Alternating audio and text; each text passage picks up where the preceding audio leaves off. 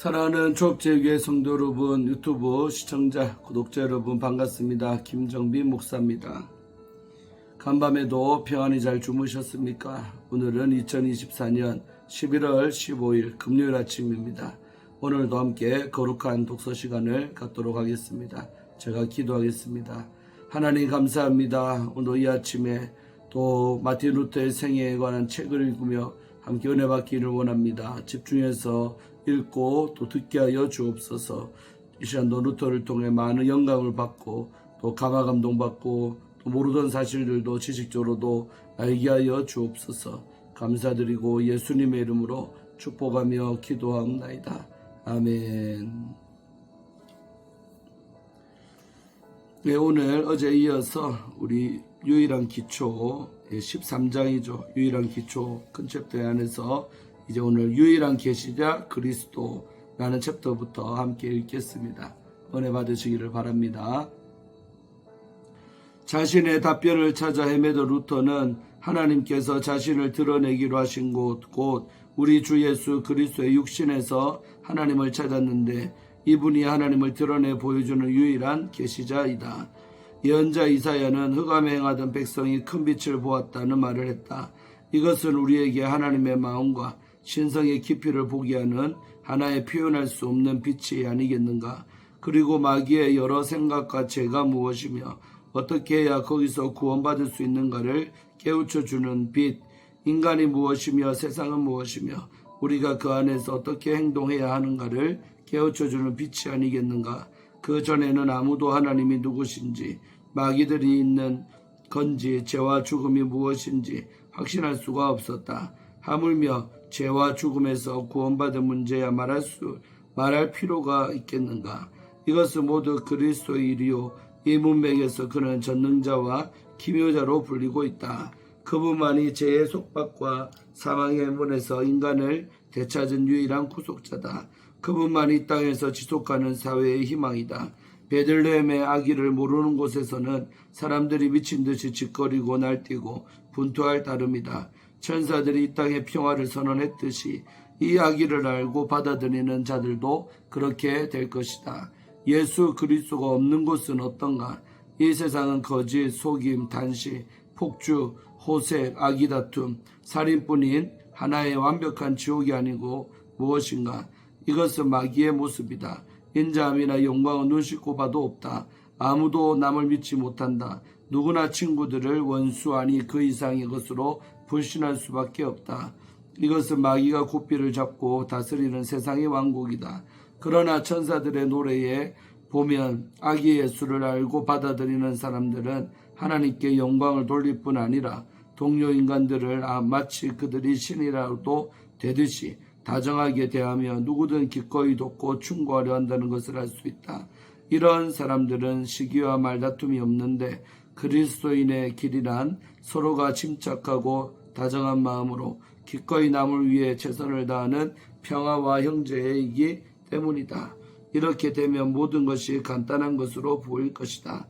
주 예수 그리스도를 믿으라. 그러면 네가 구원을 받을 것이다. 그러나 그리스도에 대한 믿음이 그렇게 간단하고 쉽지 않은 것은 그의 모습 가운데는 자기 백성을 변호하는 대신 그들을 저버리는 간담을 서늘하게 하는 왕의 모습이 있기 때문이다. 구원하고자 하는 대상이 있으면 그를 먼저 절망하는 죄인으로 만들어 놓고야 하는 분이다. 혐오하게 만들고자 하는 대상이 있으면 그를 먼저 바보로 만들어 놓고야 하는 많은 분이다. 영예롭게 만들고자 하는 대상이 있으면 그를 먼저 수치스럽게 만들어 놓고야 많은 분이다. 그에게는 멀리 있으면서도 가장 가깝고 가까이 있으면서도 가장 먼 거리에 있는 이상한 왕의 모습이 있다.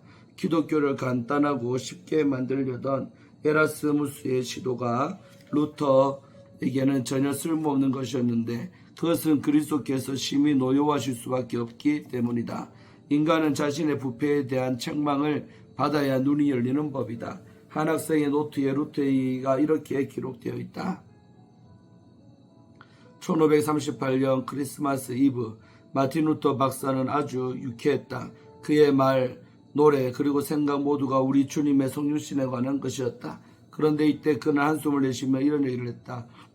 오, 우리에게 베풀어진 이 엄청난 기쁨에 대해 그처럼 차갑고 못 본 채 하는 불쌍한 인간들이여, 이것이야말로 지상 최대의 선물, 하나님의 창조, 세계의 어느 것보다 뛰어난 선물인 것을 천사들도 저 높은 곳에서는 하나님께 영광이요 하는 말을 선포하고 전파하며 노래하거늘, 곧 그리스도교 신앙의 요약이자 예배 핵심인 그 말을, 이 사실을 천사들이 우리에게 기원하면서 그리스도 안에서 우리에게 가져다 주고 있구나.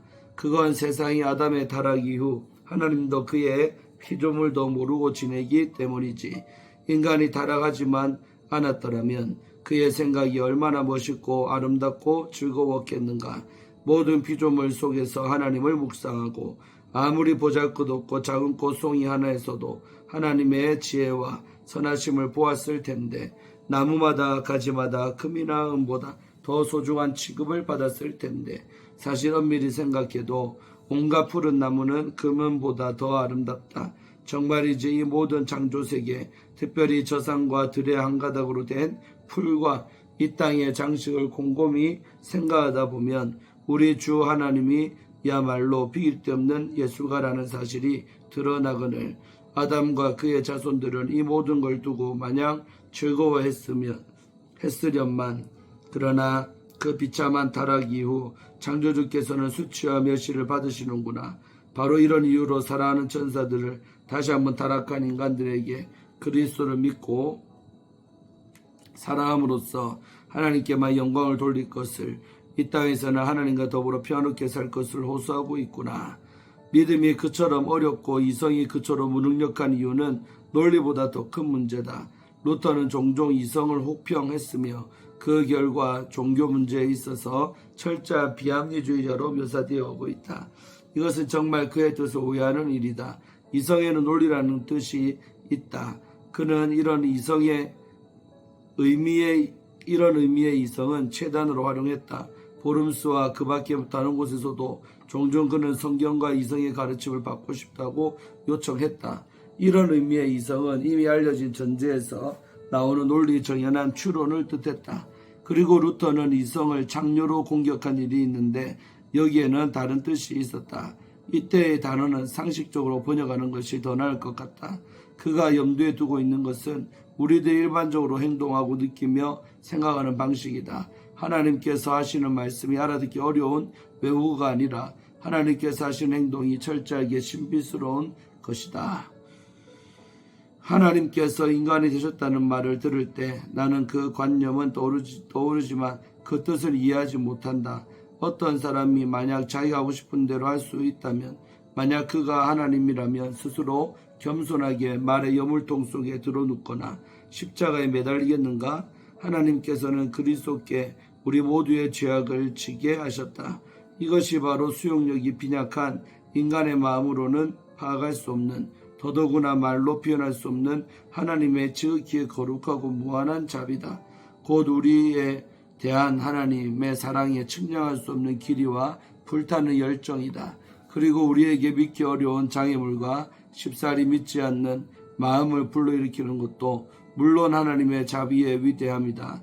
만물의 창조주이신 전능한 하나님께서는 선하고 자비로우실 뿐 아니라 이 세상의 폐하께서는 잃어버려진 죄인, 노여움과 영원한 죽음의 자식인 나에게 어찌나 관심이 많던지 자기 친아들을 아깝다 않고 더없이 치욕스러운 죽음에 넘겨주셨다는 내용만 해도 알 수 있다. 하나님께서 이렇게 하신 목적은 자신의 아들이 두 도둑들과 함께 처형을 받음으로써 저주받은 죄인이 나를 대신해서 저주와 죄가 되시고 나는 의롭게 되고 축복을 받아 하나님의 한 아들과 상속자가 되게 하는 데 있었다. 어느 누가 하나님의 이 지극히 위대한 선하심을 충분히 선언할 수 있겠는가? 그러므로 성경의 얘기는 철학적이요 정치적인 문제를 훨씬 뛰어넘는 것, 곧 말로는 표현할 수 없고 전적으로 신령한 선물들에 관한 것이다. 이것은 인간과 천사가 모두 소화할 수 없는 내용이다. 인간은 언제나 하나님에게만 평화를 찾을 수 있다. 이런 하나님은 오로지 그리스도를 통해서만 알 수 있다. 그러나 어떻게 속된 사람들이 그처럼 믿기 어려운 여러 갈래의 길을 통과해야 뵐 수 있는 그리스도를 만날 수 있는가? 그 해답의 열쇠는 시력이 아니라 즐겁게 어둠 속을 걷는 믿음이다. 그렇지만 이 믿음은 어떻게 해야 받는가? 그것은 하나님의 선물이다. 그 어떤 의지의 행동으로도 그것을 끌어들일 수 없다.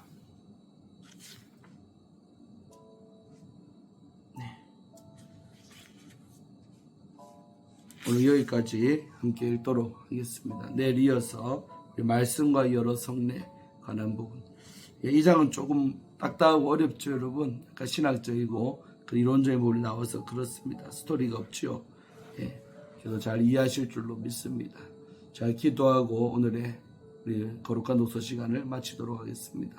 하나님 감사합니다. 오늘도 좋은 하루 주시고 이렇게 아침에 또 마틴 루터의 생애에 관한 글을 읽게 하심이 감사합니다. 또 읽은 글 속에 나를 향한 아버지의 또 뜻도 깨닫고 많은 은혜를 받은 줄로 믿습니다. 루터의 삶을 통해 도전받고 우리도 용감하게 말씀의 기초에서 살아가는 우리 삶이 되게 하여 주옵소서. 감사드리옵고 예수님 이름으로 간절히 기도하옵나이다. 아멘. 할렐루야. 좋은 하루 되시기를 바랍니다. 샬롬.